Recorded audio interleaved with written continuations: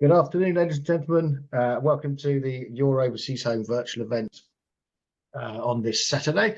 My name's Richard Wayne. I'll be hosting it, and we're going to be focusing on where to buy in Spain. So that's talking about finding the right location for yourself, the right property, and of course, almost as importantly, the right budget, and checking out you're buying in the right place to suit your lifestyle. I'll be hosting the event, and we're fortunate to have three seasoned, experienced specialists in the Spanish property market on the panel here today. They're each from a different part of Spain, close together, but distinctly different. So I'm going to let them showcase the areas that they're selling in,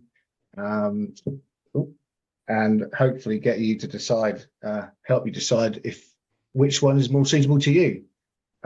I'll let them introduce themselves more formally in a minute, but just very quickly, we've got Emma Beachy, who is from Just Murcia, and she's based in Murcia. And then we've got Mick Roscoe from the property shop, who covers the southern part of the Costa Blanca. And then we also have Shirin Sharifi from the Spanish estate agent, who's based down in the Costa del Sol. Those are your core markets for these people. It's not to say they can't help you with other areas, but those are the ones that they focus on and where they're based. So I'm going to ask our panelists questions and cover off what we think are the key points, key issues, key themes that you need to be thinking about, but we want to hear from you as well. So there is the opportunity to ask questions, and you have a neat little tool on your dashboard called the Q&A. So if you do have a question at any point, just click on that, type your question, and then I'll field it to the relevant panelist. The other thing to point out is this session is being recorded. So if you want to revisit it after today, you want to check on anything, you can access it for up to 30 days via the VFairs platform. And by all means, if you know anyone else who you think might benefit from it, send them a link. Right, enough from me. Emma, from Just Murcia, tell us about yourself and your company, Just Murcia, and a bit about your own personal experience, because you've been in Spain a while now, haven't you? Yes, I moved over here in 2004. I came over when my two small children were 8 months and 2. So we had a new small family to integrate into Spanish way of life. We came over and bought a piece of land and then built our own house here. So where I'm actually located is in the sort of mountains just between La Manga Club and the Mar Menor. So we have a beautiful setting overlooking the Mediterranean and the Mar Menor. And I say my children have been brought up here. They've now become Spanish citizens. And I set up my company, Just Murcia Property, in 2006. So I've been helping people find the ideal property for them in this area for the last 18 years. And you've only ever been in the same house, or that's certainly that part of Spain? Yes, so... I'm still in the same house. That's where I'm speaking to you from now. And obviously you like it there, and you've never decided that there's another part of Spain you might want to sample, so that's a good sign. No, I love it. I mean, my parents moved over here a year after we did. My husband's parents moved over here 12 years ago. And my children obviously settled in. My daughter's at university, and my other daughter works for Just Murcia Property. Great. And do you have a shop, an office? Is it, or do you work from, where are you? No, we actually work from home. We Okay. did have an office, which I set up for a year or two, but we decided that just working from home for the way that we use it for our marketing and advertising was sufficient.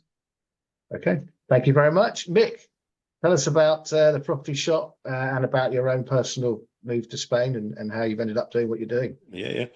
Good afternoon. Mick Roscoe.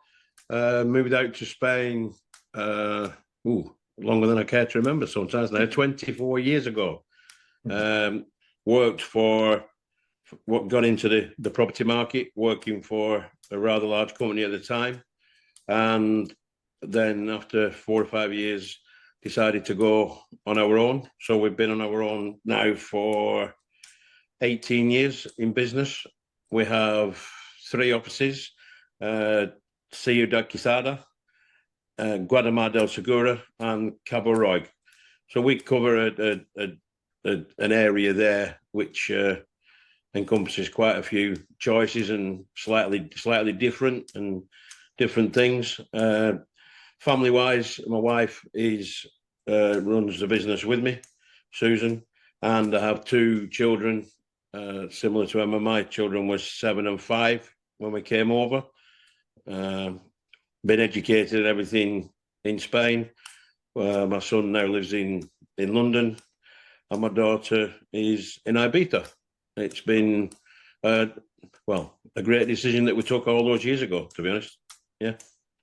You've seen changes in the market then over the years, I'm sure. Oh, for sure. Yeah. When we first involved, it was, I guess you'd call it boom time. A lot of people coming over, particularly British, and concentrated mainly on new build off plan. But over the years, that has changed. Still a lot of new build, but we've seen a lot more different nationalities coming over now. So it's kind of very, very multicultural where we are. Yeah.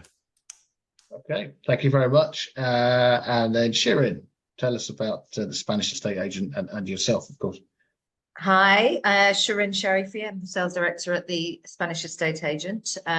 We have 2 offices on the Costa del Sol, one in Marbella in San Pedro, and the other one in Estepona. I myself have over 24 years experience just in real estate here in Spain. I moved to Spain to a place called Benahavis, just near Marbella and San Pedro.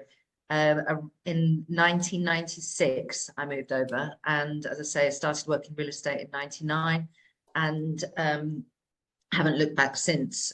Yeah, we cover the whole coast from Malaga right the way to Gibraltar. So the most southerly part of the costas, let's say, of Spain. And we go inland as well, and we specialize basically in just about every type of property you can think of, because we work as a property finder, but I'll explain that later. Okay, thanks very much. Just staying with you, Shirin, then.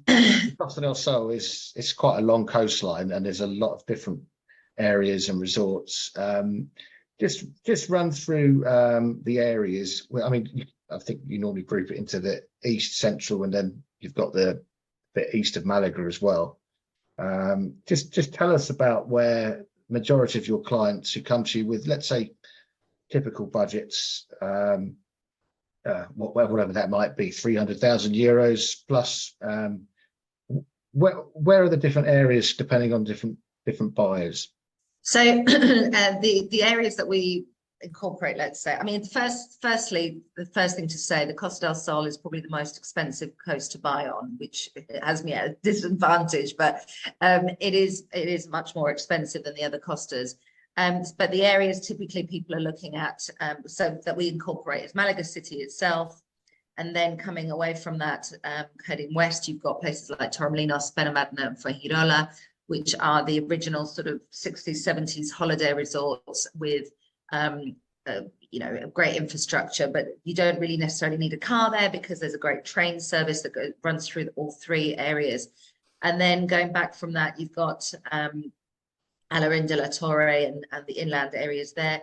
Coming further west, you've got Mijas Costa, Mijas village itself, places like Calahonda, Riviera del Sol, established sort of areas where people would buy second homes back in the 90s and 2000s. And then you hit Marbella, of course, which is uber expensive. And going the other side of that, you've got lovely proper Spanish little villages like San Pedro. But the big hotspots at the moment is really places like Estepona, Benahavis, La Duquesa, Manilva, those kind of areas. Heading further west, you're in Sotogrande, which is a beautiful marina where they have polo, they have lots of very expensive golf courses, and then you have the areas leading up to Gibraltar. We are now finding we're venturing further west into Cadiz and the Costa de la Luz as well sometimes.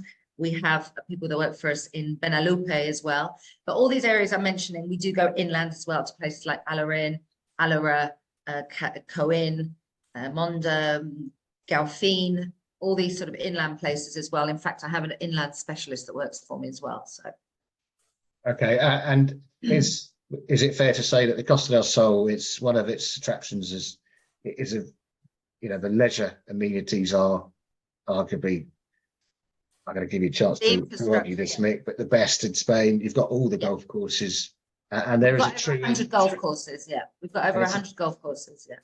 and it's a very international market. You've got a very international. As mentioned before, it's, you know, obviously Brits do buy here, but the thing I love about the Costa del Sol is we have clients from all over the world. We're seeing a lot of American clients, but we've always had a big community of Scandinavians, Dutch, Belgians, Italians, and people from all over the world. Malaga Airport, very importantly, which is where you would fly into, is the third busiest airport in the whole of Spain after Madrid and Barcelona, which means we have cheap flights all year round coming in. So that's very important. The sporting and the leisure activities are absolutely amazing. Of course, we've got the golf, that's a given, but over 100 golf courses of all different standards. So anyone of any capability can play here, but also we have the yachting. We have several marinas on the coast. We're 2 hours drive from the most stunning ski slopes in Sierra Nevada. We have surfing and windsurfing and so on in places like Tarifa and Costa de la Luz. We from Malaga, you can get a train to Madrid in 2 hours on the high-speed train. We have cities like Seville, one of the most romantic cities in the world, Granada, Cadiz itself, and so many different places that you can actually visit. So yeah, the facilities here are incredible, and schools here, they're well established for foreign children, and the whole system with banks, offices, lawyers, everything is so set up to cater for the infrastructure is incredible. Yeah, the road systems, everything. So yeah. Okay, so it's an established, world-class destination and it's budget-wise, it goes right up. We know into the tens of millions of euros. It's some of the most expensive real estate in Europe are here. So it's a place of extremes, I suppose, in that sense. But yeah. Okay, thank you very much. We're going to look at prices in more detail. Mick, why should I come to the Sala Costa Blanca? You've heard what we've bigged up the Costa del Sol. Tell us about the Costa Blanca and what it has to offer and the different areas. Give us an idea of what is there. Okay. Well, golf is maybe not 100 golf courses in our area, but more than enough, including one in particular that has been voted the best in Spain for the last 2 or 3 years. So there's no lack of golf facilities. The sporting facilities, as Shiri said, is that Las Colinas, by the way? Is that which one are you talking Colinas, about? Las Colinas, yeah. I have been there. It's lovely. Yeah. Very impressive. Yeah. Yeah. In fact, speaking about Las Colinas, probably one of the most expensive resorts or areas that you could buy in our area, but very, very exclusive, and building another golf course shortly. Yeah, allegedly. Yeah, so let's see. But for our area, the main airport in the area to service for us is Alicante, which is lots of flights coming in from all over Europe, so good access. Cultural as well, also multicultural. As I said, lots of different nationalities. Scandinavian, obviously British. Big influx in the last few years with Belgians, French as well. Price point, I suppose, for us is obviously, as we know, less than Costa del Sol, so it becomes perhaps more affordable at every level. I would think. I have little experience. I used to have a timeshare in Benalmádena, but that's my only experience of prices down there. So I think the Costa Blanca offers what a lot of people are looking for, who were either looking for either a holiday home or permanent residence. We have all the facilities that the Costa del Sol has, probably on a smaller scale with certain things, but pretty much everything you could wish for, really. And that area is it they call it the Orihuela Costa, I mean, Yeah, Orihuela Costa, Cabaroy, around that area. that is that kind of like the beating heart of the southern Costa Blanca, where is that where most of your inquiries come in for? Or is that... We have a lot of inquiries for, as you say, Orihuela Costa. It's very, very popular. Yeah. Other hotspots in Ciudad Quesada, where we have one of our offices. Guadamar is also gets lots of inquiries, and another place called Gran Alicante, Santa Pola, which is very close to, literally 10 minutes from the airport. They're all popular places, particularly with the British. Yeah, and it's the focus really about being next to the beach. Is it? It's all about being on the coast mainly with your market. Pretty much. We do deal inland as well, kind of 10, 15 kilometres inland. And as per probably anywhere, if you decide to come inland, then you basically get more for your money. Yeah. Because it's away from the coast, you know, as probably anywhere. You know, if you can see the sea, then you're going to have to pay a premium for it, you know. So we can come inland, and because of the collaborations we do, as I'm sure the other guests do as well, we can find pretty much anything for anybody with our network of people that we've worked with for a lot of years. So, you know, we can cover a lot of areas that we're perhaps not experts in, but we can reach out and we deal with people that we've trusted for a long time. So we can pretty much find anything for anybody, really, you know. That's quite an important point actually for everyone, isn't it? That once people know where they want to buy, generally they don't need to work with more than one agent, as long as the agent is someone they trust and they get on with. Because exactly, it makes it. And we try to say this to people all the time. Sometimes people buy into that, you know.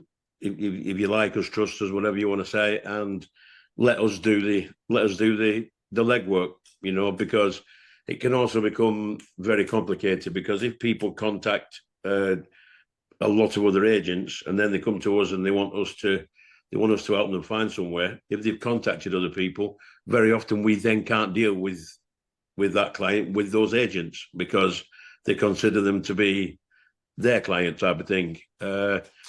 Because the system here is maybe different than in UK, where a lot of us do work as a network, and it kind of works, you know, and it takes a lot of if people would do that, it would save a lot of time and a lot of effort, because as I'm sure the other people sometimes realise, you know, you get a client out and you're taking them out for a couple of days, they've been out with other people. The number of times that I go to a property and people say, oh, I saw this yesterday, yeah, and it's not only is it frustrating for the client, it's frustrating for us, and it's frustrating for the vendor of that particular property, you know. Yeah.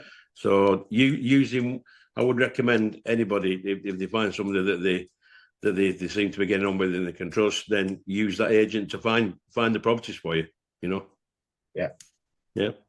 Great advice. Thank you very much. Emma, Murcia. It's something, it's kind of become, the popularity has increased hugely in the last few years. I know Polaris World's kind of put it on the map in the golf resort thing, but there's more to it than that, isn't there? And you've got the Mar Menor. So tell us about the different areas of Murcia and what it offers to people listening today. Okay. Well, I mean, what I think about Murcia is I think Murcia is more what I would call real Spain.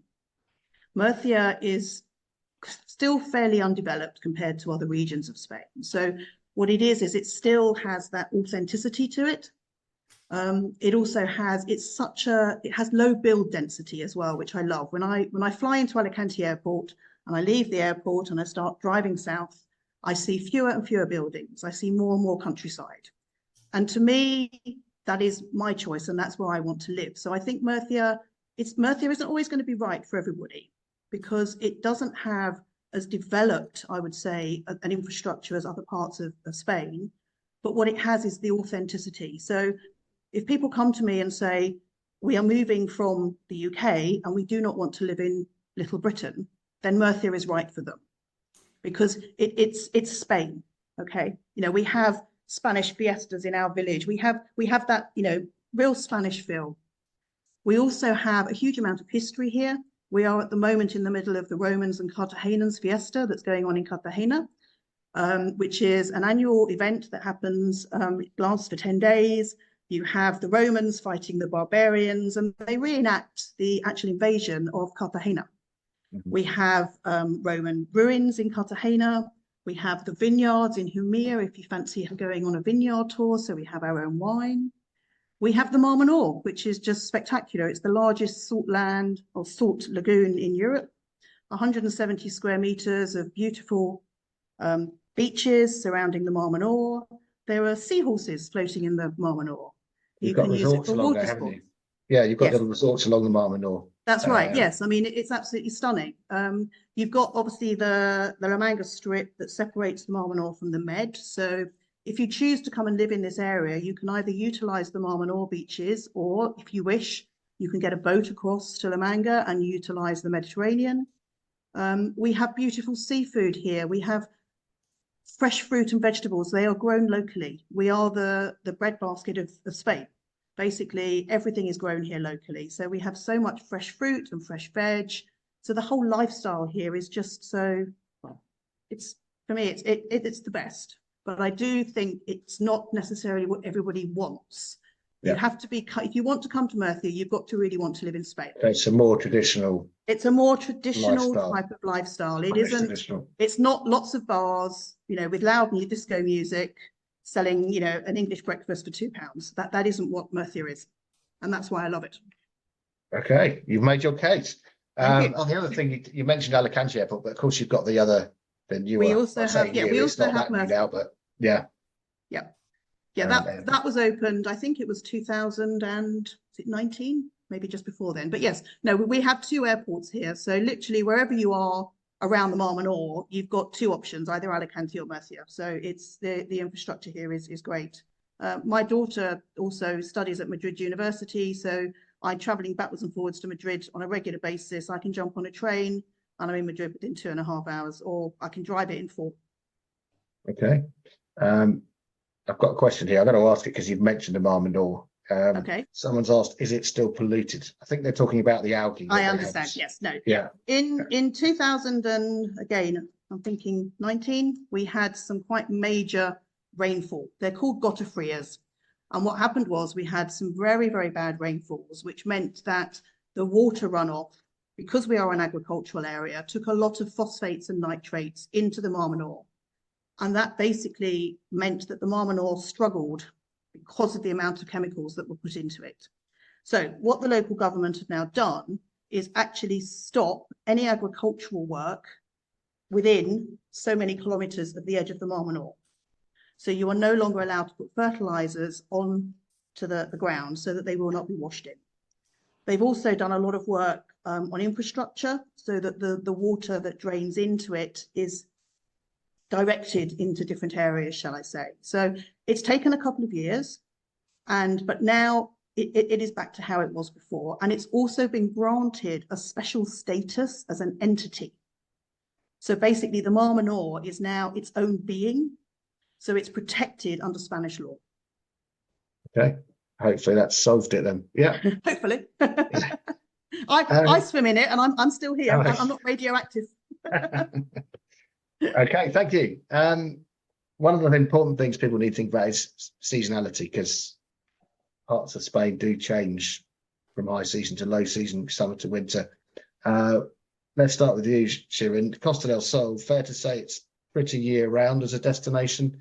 Well, you said it's the most southerly Costa, so you get more sun than a lot of other Spain, most of other Spain. Oh yeah, absolutely. I mean, if you're buying for whatever reason, but it's, you know, if you want a property that you can use all year round, you don't turn up and your favorite restaurant's closed, or this, you know, it's deadly quiet and so on. Even the chiringuitos on the beach, hardly any of them close during winter.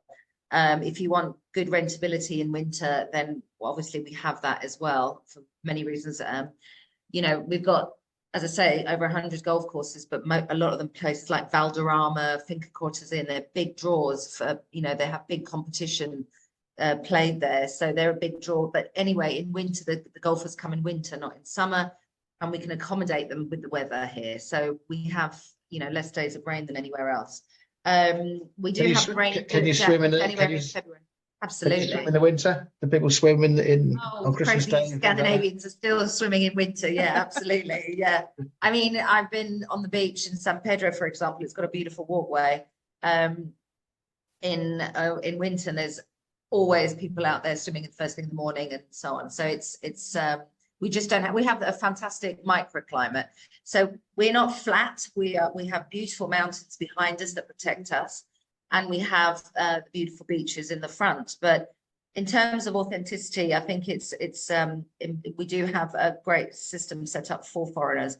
But I think Andalusia in general, you can't get more historic and more seeped in Spanish history than Andalusia, because it's has a huge Moorish history behind it. And you know, there are some very, very authentic Spanish places here as well that as I say, Andalusia is known for its flamenco and its food, and its, you know, Benavis Village, for example, is a gourmet town where you've got more square meters of restaurants, authentic Spanish restaurants, than anywhere else. Yeah, we certainly have areas that you could call Little Britain, I suppose, in Torremolinos and places like that, but even those are completely changing now, and becoming much more multicultural. But there are certainly areas that are, you know, not what you would call that at all. I certainly wouldn't want to live anywhere like that at all. No. Yeah. But yeah, the seasonality for me is crucial, because I live and work here. And, you know, a lot of people ask me, oh, but is it dead in the winter? Absolutely not. And the other thing is, we've got people that work in Gibraltar, people that work in Malaga all year round, that commute every day. And of course, they have to be, you know, serviced as well with restaurants, bars, and so on. Yeah, it's pretty year round. What about the Costa Blanca?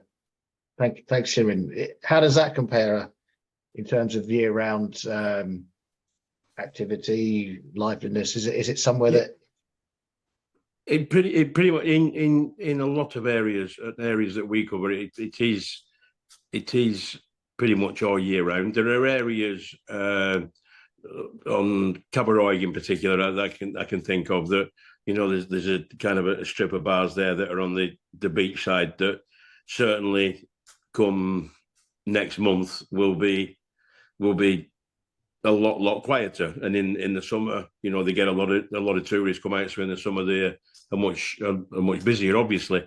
But and over the years, there's been quite a lot of towns and villages that in the winter kind of almost don't exist. But in the time I've been here, that has changed. You know, at Guatemala, for instance, which is a very, very popular. I can remember 20 years ago being in there in winter, and there was like being in a western movie with the bush rolling down the street. But now that is it is all year round. Quesada, where one of our offices is, again, goes a little bit quieter, but it's a place where people live all year. So there is there are year round populations now, communities. Yeah, definitely, and getting more and more like that as well. Alicante as a city is visited by hundreds of thousands of people. I would say is very, very popular, very cultural and stuff. So Alicante is a good destination, and coming down from Alicante down towards the Mar Menor, as we said earlier. So he's pretty much steady all year, but it does yes, obviously in winter he's nowhere near as busy, you know. What about temperature wise? Sort of in the southern Costa Blanca, what is it? You wouldn't catch me. You wouldn't catch me in the sea after October. That is for sure. But it's the thing. There are people that swim all year round. We have a Scandinavian community that seem to enjoy it. The colder it is, the better they enjoy it for some reason, you know. But no, pleasant all year round. I think they say that we have 320 days of sunshine per year. So it's enough. Obviously, in winter, shorter days, you know, because it's sun rises later and sets sooner. But no, pleasant, very pleasant. We get people coming out on. We get a lot of people who come out and stay for the winter to get away from, you know, from the not just Britain, from lots of places. and it's very pleasant. So absolutely no problem. I think most people certainly coming from Britain, they are still wandering around in all through winter with shirts, t-shirts and shorts on, you know. So you get the Spanish people with the jeans on and coats and things. They must look at us coming through Alicante or whatever, thinking we're absolute madmen, you know. So yeah, it's all relative. It's all relative. It is. Yeah. Okay, thanks. And Emma, I suppose if you're inland a bit in traditional Murcia, that it's not, you don't notice the tourist season as much, or is that not the case? I think it really depends. Again, just like the other guys have commented, there are certain areas that a lot of the properties there are mainly, I would say, Spanish holiday homes. So because they're Spanish holiday homes, they are very busy during the summer season. And then obviously the Spanish will then return to Madrid or, wherever they primarily residence in. But I mean, we have areas like Los Alcázares, for example, that are thriving towns that are open all year round. We have places like Cabo de Palos, which is a thriving fishing village that is, on a Sunday afternoon in December, if you don't reserve a table, you won't get lunch. So it really, really does vary. And I think every area will have its own idiosyncrasies depending on, what people are looking for. Having lived here for 20 years, I certainly don't find, that I get bored at a weekend because I can't find, a restaurant or anything like that isn't open. So there is plenty of facilities here. And I think just like some of the other guys, we have a lot of golf courses. I mean, I live very close to La Manga Club, which is, celebrated its 50th year 2 years ago. It's quite a well-known resort and destination. And again, obviously high season is the winter for golf. So whereas the holiday makers maybe and the families disappear at the end of August, what will happen is all the golfers will appear and, take over these resorts. So all the facilities will remain open, 12 months a year. Yeah. Okay, thank you. Let's drill down a bit now more into prices and budget. Shirin, on the Costa del Sol, I'm guessing you might get clients who come to you with slightly unrealistic expectations, but let's take a typical 2-bedroom apartment, say on a small complex, not in the glitzy part of Marbella, but sort of on that stretch east of Marbella as far as, well, and including Torremolinos, somewhere along that stretch. What is a sensible budget? I mean, what can you work with? It's actually quite expensive now, I believe. I mean, those areas are, because you don't need a car there. You've got this amazing train, so that people think of those areas and think, oh, it must be really cheap. It does vary wildly. We as a company say, if you want to buy something new, fresh, and off plan, let's say, you're talking really about a starting price of 350,000 euros. That's for what, an apartment? Let's say 3 to 350 starting. Yeah. If you're looking at secondhand or something finished, then it could be, let's say, 250, 260, 280 starting price anywhere on the coast. Those are areas like Estepona, La Duquesa, Manilva, those kind of areas. That's the other side of Marbella. Yeah, or maybe Calahonda and Riviera del Sol. Some of the finished older properties could be in those sort of prices, but yeah, prices are increasing. And in terms of you want a townhouse in those areas, or what would you be looking at, or a small villa? A townhouse, really, again, it's sort of starting around the 400,000 euro mark for something that doesn't need too much work and so on. Maybe it's slightly less, but it's somewhere smaller and maybe just needs a little bit of TLC. Yeah. And obviously, as Mick said, the further inland you go, the better value for money it is, of course. If it's got a sea view, that adds to the price. If it's near the beach, it's everything adds. If it's an apartment and it's a penthouse, then obviously it's has a premium. How close it is to certain things and amenities and facilities, that also adds to the value as well. So yeah, in terms of a villa, you're definitely talking 500,000 and up, definitely. Right. Again, of course you can find cheaper, of course you can, but you've got to look at where it is, what condition it's in, and so on. And obviously the prices go through the roof here. So and I've got a difficult job. Yeah. And what about something on a golf course? Because a lot of the properties in that area are obviously either within a golf resort, or they're next to a We community do. next to a golf course? Yeah, I mean, even if you don't play golf, it's lovely being on a golf course here, but it's you know, that you've got a manicured garden in front of you, and you know, it's always going to be green. On a golf course, yeah, I'd say around the 350,000 mark for starting price for a 2-bedroom, 2-bathroom apartment. But we do build big here as well. It's not, you know, our properties.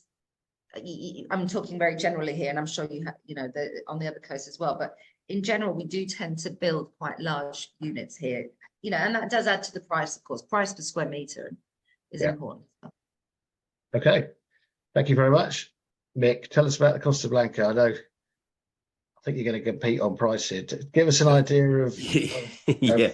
of the sort of Going sensible with budgets. the first one with apartment, pretty much now, lowest entry level, 2-bed, 1-bath, 2-bed, 2-bath apartment. Lowest entry level really is around 100,000. Going up to, if you're going to be looking at a new build, we've got certain new build apartments, very, very nice, obviously very modern, 4 or 5 kilometres from the sea. You're at 200, 220. You can go higher, obviously. As you said, you know, again, the nearer to the coast you get, then generally speaking, that goes up. But I think if you were coming with, you know, looking to come and buy something with any less than 100,000, these days you'd really be struggling. You know, maybe 1 or 2 places, but maybe not as desirable, so, and maybe a lot older, so need work doing, you know. But 100,000 is pretty much general entry level. Yeah. What is it? What's the bulk of your market at the moment? Where's the money? Where's the ballpark budget? I would say 150,000 up to so the biggest 150,000 up to 400,000. Yeah. And in our area, you get quite a good range for that. You know, you said about the townhouse, entry level townhouse, 150,000 up to 250, and you stereotypically be like 3-bed, 2-bath with a pool villa, 300,000 starting point, and up to wherever you want it to be. To be honest, you know. We have properties in Casada, where one of our offices is. We have properties there, 1.8, 1.9 million, you know. And if you go to Las Colinas, for instance, what you mentioned earlier, with entry level on Las Colinas for an apartment is probably 400 grand. And tell me how many millions you've got, and I will find you a place on Las Colinas, because that, you know, that goes up to for the villas, up to, I think the most expensive one that's been on there is 6.5 million, something like that. Really? Okay. Yeah. So, but I think generally, with no offence to Costa del Sol, obviously our prices are cheaper. So, you know, doesn't make the job any easier sometimes, but yeah, but that's the general prices where we are. Yeah. Okay, thanks. Perfect. Yep. Emma, tell us about the sort of prices in Murcia. Maybe talk about coastal places, coastal resorts like on the Mar Menor, and then some of the places like where you are inland, the more traditional villages. Okay, all right. Well, I'm probably going to be able to trump both my other participants on price, I'm afraid, because I was actually I was on the phone earlier today to a participant of the exhibition, and they have 80,000 euros to spend, and they're looking for a 2-bed or 3-bed apartment. And I've managed to find them several options, and they're coming out on a viewing trip in January. So we can get properties around that sort of level. This 2-bed apartment was close to the beach. It's in an area called Los Alcázares. It's had its kitchen reformed, its bathroom reformed, and is within walking distance to amenities. So, you know, if you have that sort of budget, there are properties available here, but they are going quickly and prices are increasing. So just so you are aware, the Murcia region is the 3rd highest, or has the 3rd highest increase percentage-wise in property prices at the moment after Madrid and Barcelona, which was a report that came out about 2 weeks ago. So these bargain properties are still here at the moment, but I don't think they're going to be here for much longer. So just so as a general comment, I mean, things like townhouses, we're looking at around 140 to 180. You're looking for like a 2-bed townhouse, something like that. Again, on golf resorts, I have 2-bed, 1-bath properties on golf resorts between 90 and 110,000, but they would be about a 30-minute drive to the coast. These are the Polaris World ones, are they? Yes, they would be on something like Hacienda Riquelme or La Torre or Terraza de la Torre. But you are literally on a golf resort. Amenities are there, but you would need a car. So it's not something, where you can go without a car. Again, if you're looking for a 3-bed, 2-bath villa, we have some really lovely properties, but we're looking at between 220 to 280 for something like that. And these would be new build properties as well. So they would be modern properties. Wouldn't necessarily have a huge plot size because new build properties never do nowadays. But again, if you wanted an older style property of maybe 20 years old, I could get you 1,000 square meter property, 1,000 square meter plot with 150 square meter property with its own pool, 20 minutes drive to the beach. And then I can flip the coin completely, just as Mick has done, and say on the Manga Club, if you want to go and live with Gordon Strachan and Kenny Dalglish, then I can get you some very nice properties of several million. Okay, thank you. The whole idea of the golf resort, especially like the Polaris World, like you said, they are inland a bit. Who buys? Do they have year-round people living there, or is it very much a seasonal thing? Because it is a different lifestyle, isn't it? It's a different. Yes, it is. Yeah, community. I mean, we do have people that live there year-round, and a lot of them are Spanish. Actually, a lot of Spanish people live in them, younger Spanish people, and they live there because of their proximity to Murcia city centre. So they're not interested in them being near to the beach. They're just looking at them as being somewhere to live and then obviously be able to get into Murcia. Because from Hacienda Riquelme, for example, or El Valle, to get into Murcia city centre, it's 10-15 minutes. So it's much cheaper for them to live there than it would be in a major city. We also have a lot of, I think the other guys have mentioned, I have a lot of Dutch and Belgians that are buying in this area, and also Polish and Hungarian. And they come over, and because they are allowed to stay, obviously, unlike the UK people that have to have the 90-day rule out of 180, they will come over and retire on these properties, but go backwards and forwards. So they will just be using it as a second permanent home, if you see what I mean. It's not a holiday home. They will want to spend the winter months here and then the summer months back in their home country. Okay. Thanks very much. Okay, a bit of a curveball now for you. Mick, if I said, tell me about a property or a development or even an area that you think currently in southern Costa Blanca is especially good value for money, or somewhere you've seen and thought, you know what, if I was buying now, that's what I'd go for. Is there something? I'm trying to give the audience, a bit of a taste of some of the deals, something you think is a bit special on the market at the moment. It can be any price range, but you just think it's a good deal, a good value. If I was to go without any limit, it would be Las Colinas, without any shadow of a doubt. Yeah, it's a kind of a step above lots of places. It just has a certain feel, I think you've been yourself, you said earlier. Yeah. As you drive in, it feels pretty special to me. The golf course, I actually play golf there. The golf course is very good as well. But it has a special feel.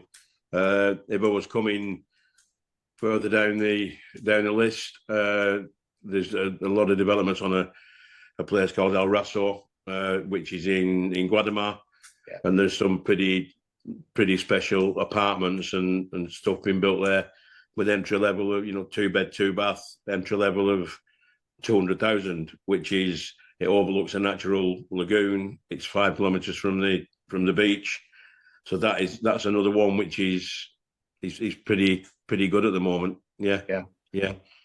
And also very, very popular, as I said earlier, Santa Pola, Gran Alicante. That's because of the closeness for a lot of people to the airport and close to the sea. For people that are coming over as residents, if they can. You know, a lot of people taking up the NLV option so they can stay as long as they can. Ciudad Quesada, you know, keep going back to that, but it's where one of our offices is. He's multicultural with all North Europeans, and he's all year round and has everything that people want to offer and offers quite a good value for money. So, yeah. Do many people still buy in Torrevieja itself, in the city of Torrevieja? People do, but the actual city of Torrevieja tends not to be too many Brits. You know, you do Torrevieja, and then as you come out of Torrevieja, then yes, that tends to be. So, but in the centre, seems to be not what the Brits look for, because it's kind of, I wouldn't call it high rise, but you know, 4, 5, 6 story apartment blocks. It's not really what the British market is into. To be honest, you know, they tend to be more, you know, like 2-story, a downstairs apartment and a top floor apartment. A lot of people use Torrevieja, you know, because it's got lots of things in there. You know, massive marinas and great restaurants, bars. So a lot of people kind of dip in and then come back out again. Or that's what I found with the British market anyway, for sure. We do very little work in Torrevieja itself, but there are lots of agents there, so there is a lot for sale, you know, but not something we tend to deal with, to be honest, you know. Okay, thank you very much. Same question to you, Shirin. Tell us about a development or an area that you think at the moment is where potential investment, or where a good buy at the moment. If you're looking for something new and of good quality and so on, modern style, let's say off plan, the majority of the developments that are affordable, let's say for us, tend to be going further west, sort of Manilva, Casares Costa. We've just had a release of a frontline beach development in Manilva, near Manilva, and obviously there's such little beachfront land to be constructed on, so that's quite a big deal for us. Those are the areas where you're going to find the entry levels, but really good quality. And again, I keep banging on about this, but it's not like the old high-rise developments like Torremolinos and Benalmádena and Fuengirola. It's the building allowances have become so much less, so there has to be a lot more green land left and handed back to the town hall for them to build developments on, and there has to be a lot more green areas in general, gardens and so on. So you can't build more than 3 levels. You can't, you know, a big percentage of the land has to be left green. So people like it because it's a lot less dense than those kind of older areas, and the prices are still good. Going to the another level is a development in Benahavis, which I've dealt with since I first started in real estate. A developer there that's amazing. The quality is unbelievable, and they're building a resort around an inland lake with a flash golf course of 6 holes, a boutique hotel, riding facilities and horses, and it's going to be a project of several years. But the increase in value of properties that they tend to build is incredible. It's a fantastic. What's it called, that development? Can you say what you know? You have to come to me and ask Well, me. No, it's a development in La Quinta, but Real de La Quinta, but I know it extremely like the back of my hand. Yeah. And then we have, of course, resorts like La Zagaleta, which is a private estate where prices start from 5 million and up. The most expensive there is something ridiculous, well into like 40 odd million. And then we've got Sotogrande, which has very famous golf courses like Valderrama and so on, where they hold many famous competitions. And there you'll find, you know, again, silly prices, but apartments and so on as well. For me, for mid-level, good increase in value, good rentability is that area just west of Estepona itself, the La Duquesa, Manilva, Casares Costa area, because you've got beautiful marinas there, you've got good golf courses, you've got Finca Cortes in Golf, where they hold Volvo Masters and so on. And It's got 14 kilometers of blue flag European Yeah. standard beaches. And again, it is still authentically Spanish as well. You go to Estepona and it's very, very authentically Spanish as well. So yeah. Okay, look west, look west. Thank you. Yeah, go west.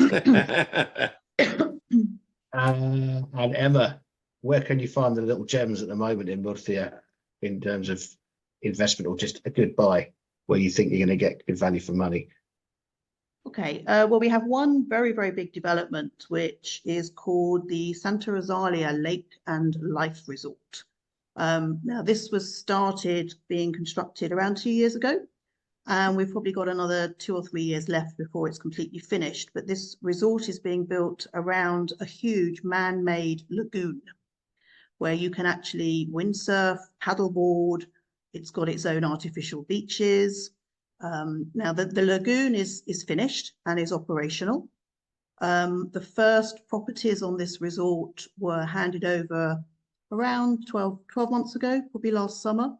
And what you have there are 1, 2, and 3 bed apartments and also villas. And the price difference on these, you can get a 1 bed apartment from around 180, and then you can get a bespoke frontline lagoon villa up to around 2 million. The resort is being built, it's about 4 kilometers from the local beach. Mhm. They're building a cycle path so you can cycle from the resort directly to the beach. It's 20 minutes from Corvera, 40 minutes from Alicante.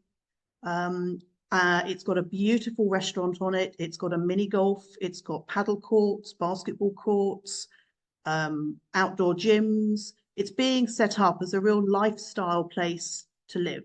So from an investment point of view, the people that bought these properties when they were first launched 2 years ago have already made a 50% profit because they bought them off plan.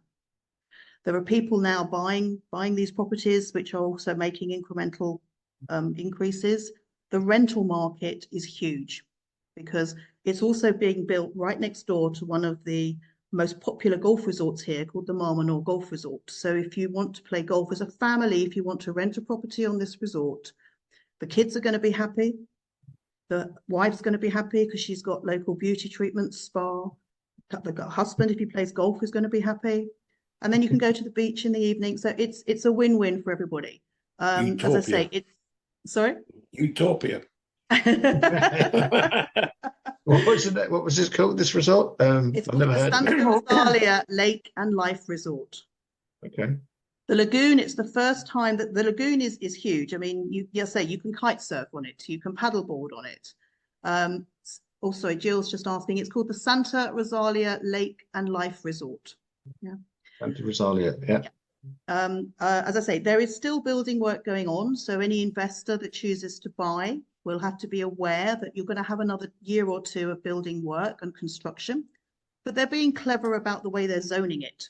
So they're building things like in groups together. So they're, it's not on top of each other, but it's the big news thing in this area at the moment. Okay. Thank you very much. I've learned something there, definitely, yeah. So we've got 5 minutes left. I think a good thing to talk about would be what happens with people who want to come out and actually start looking seriously with any of you three. Just tell us, Mick, what's a typical process or journey that a client would go on? So let's, for instance, after this, they might contact you and say, right, I'm ready to come out. I want to see property in southern Costa Blanca. Mm-hmm. Tell us what would happen from that point. From that point, we recommend that ideally they fly to Alicante Airport. We could obviously use Corvera, Murcia. Alicante is the airport they would fly to.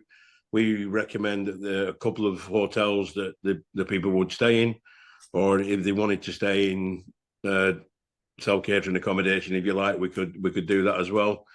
Ideal for the people to come, I would say, would be 4 to 5 days. Yeah. And ideally kind of Monday to Friday, because particularly if they're looking at newer properties, sometimes it's difficult to get access at a weekend.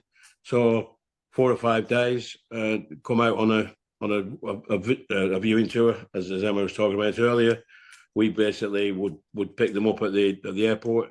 We take them to their accommodation, and we spend that however long we need to spend visiting properties, but also very often doing areas rather than actual properties, because you find sometimes that people have never been to an area. You know, they want to come to an area because they've seen it on the TV, or there's that many programs out there now that people can see about areas, but they've never actually physically been to an area. So it can be it can be a bit of time doing areas and also listening to the people when you get talking to them. What kind of thing do they want? Not necessarily property. That's kind of almost a secondary issue. But if you listen to the people, do you like golf? Do you like the water? Are you a gourmet food type of thing? What do you want? And then with the experience that it sounds like we've all got, you listen to that, and you then get an idea of what would be good for the person, and from that, depending on what budget you've got, right, what do we start then to look at? And if the people are genuine and they're in a space that they, if we see something, then we'll kind of go for it. That's fine. I'm sure all three of us would be the same. We don't do pressure. We don't need to. When you go and if you're in the sunshine and you're in the relaxed atmosphere, why would you need to pressurize people? We are here. The biggest thing is we are here to help people make their dreams come true. And been doing that for over 20 years, and I'm sure the ladies are the same as we are, in that we get a lot of pleasure from finding somewhere for someone and seeing how well they get on with it and how much they enjoy it. And as again, I'm sure with the ladies, we have made friends with hundreds of our clients over the years. So it really is a joy to take people around and just try and find them the right thing. Yeah. Okay. Thank you. And Shirin, how often do you? I mean, I know you do viewing trips as well. How often do you get people who come out and they think they know what they want and they know what properties because they've seen them online, but they come out and then within a few hours or a day or so they realise actually it's completely different, and without being on the ground and being with someone like you don't really know until you get there and see things, because we all see stuff on the internet, don't we? And we think, but that only shows you half of the picture. Do you find people, they do change once they come out and then they realise actually there's more to this than they first thought? Yeah, I think it's I always say 50% is the property, 50% is the area and the lifestyle around it, and we really have to put you in the right place for you.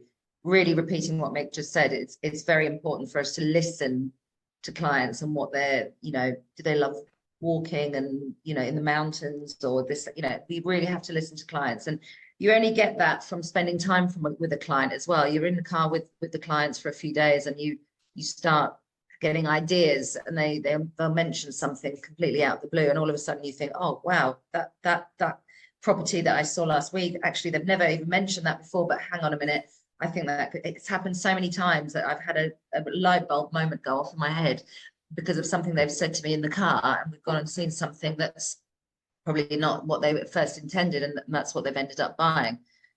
The whole beauty of the way we work is, we have access to absolutely every single property, so we can be completely unbiased about what they buy.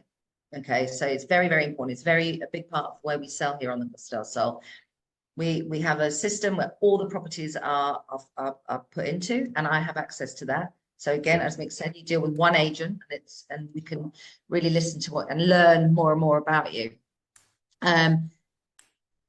Absolutely, all the marketing you see for our company is all real clients, real people that have bought, and we've become good friends here. And every photograph you see of me with anybody, they are real clients, and that's very, very important to us to have happy clients. I recently went to the 40th birthday of one of my biggest clients, and part of her speech was, you know, I know I can rely on Shirin for anything I need down here, which was lovely. It really isn't the same as being an estate agent in the UK, No. where they're not particularly liked. We are passionate about what we do and our life here. And our life is so good here that we just can't wait to tell people about it and want the same and wish the same for them, wherever that may be on whatever area you choose. I think the reason why Your Overseas Homes chooses us as agents to deal with is because we take such good care of our clients. So yeah, it's really important to take advantage of our local knowledge and so on.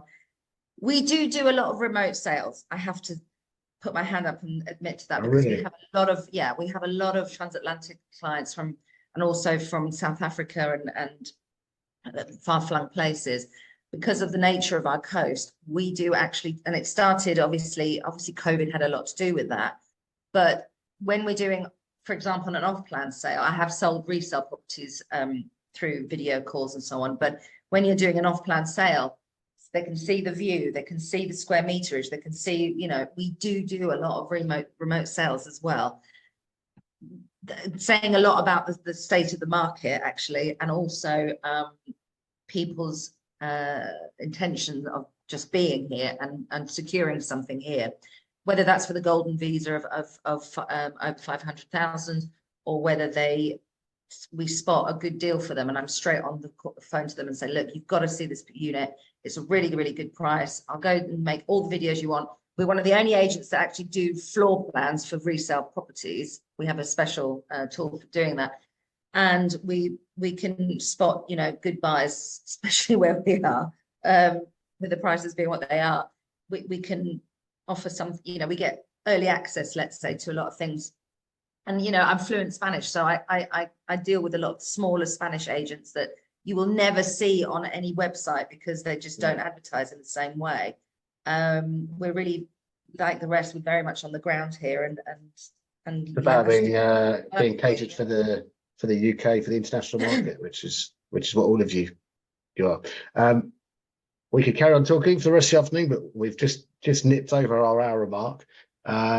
So a big thanks to all of you, Emma from Just Mercy, Mick from Property Shop, and Shirin from the Spanish Estate Agent. Like I said before, you guys are all available for the rest of the day on your booth. So if you want to go and speak to any of these three, go and grab them and ask away any questions you have, and hopefully arrange to go out and see properties with them. You won't be in better hands.